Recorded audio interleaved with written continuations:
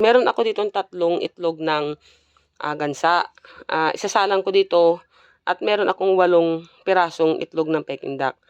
Sa Peking duck is halos umaano lang tayo ng 28 days. Itong sa gansa, titingnan natin kung ilang weeks o days siya pipisa.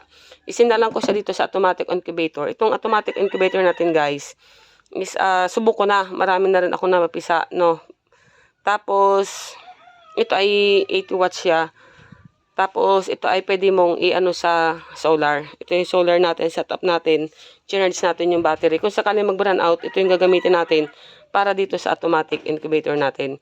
Ngayon is November 8. Sasalangan natin. Magbibilang tayo kung ilang weeks mapapisa itong ating itlog ng Peking duck at itlog ng gansa. Ano guys? Kaya abangan natin ito. Ito ay baka by December, first week o second week ng December, abangan natin ang update. Magiging update ko dito guys, ating sinalang na itlog sa automatic incubator. Simulan natin ngayong araw, saksak natin. Yan. Yun. Ayan. Ngayon is, ang ginawa ko ngayon guys, ngayong araw, hindi muna ako naglagay ng tubig dito. Sa loob ng 10 days, hindi muna ako maglalagay ng tubig. Pagka ng 10 days, tsaka natin lalagyan ng tubig yung itong lagayan para direct doon sa loob ng incubator natin. Magta-try tayo ng ganon dahil na-try ko na rin siya nung nakaraan sa previous natin.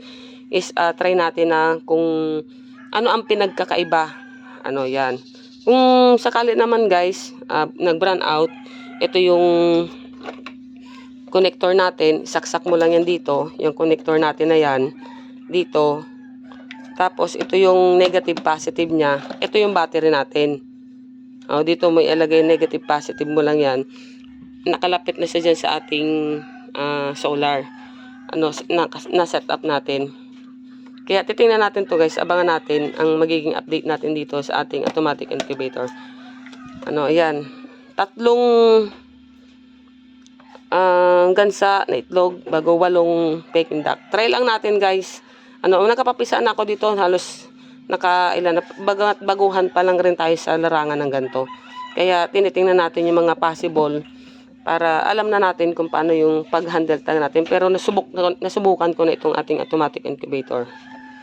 Ayan guys. Sige guys, for today's videos at abangan natin sa December, sa mga first week o second week ng December, kung pipisa yung ating itlog ng gansa. Ayun lang guys, magandang hapon sa inyo lahat at God bless all.